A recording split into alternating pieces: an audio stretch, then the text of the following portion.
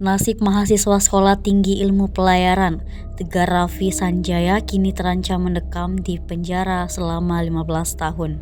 Tegar langsung ditetapkan sebagai tersangka dalam kasus tewasnya mahasiswa tingkat 1 atau juniornya, Putu Satrian Ananta Rustika. Kapolres Metro Jakarta Utara, Kombes Pol Gadion Arif Setiawan mengatakan Tegar menjadi tersangka tunggal usai melakukan pemeriksaan kepada 36 orang, termasuk taruna dan pengasuh Sekolah Tinggi Ilmu Pelayaran.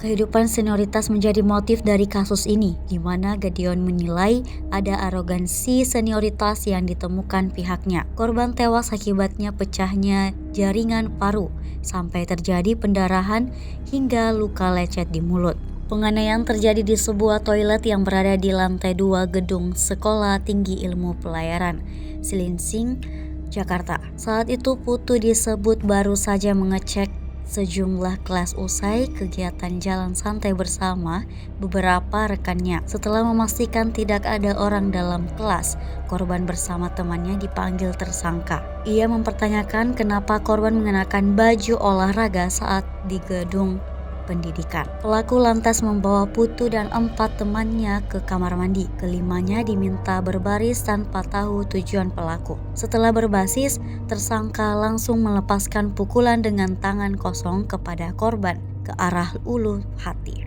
Setelah dipukul sebanyak 5 kali, Putu langsung lemas dan terkapar. Pelaku lantas meminta 4 teman Putu pergi dan korban dibawa ke klinik yang berada di lingkungan Sekolah Tinggi Ilmu Pelayaran. Sesampainya di klinik, korban disebut sudah tak bernyawa. Pasalnya sudah tidak ada nadi yang berdenyut di tubuh korban ketika dilakukan pemeriksaan. Download Tribun X sekarang, menghadirkan lokal menjadi Indonesia.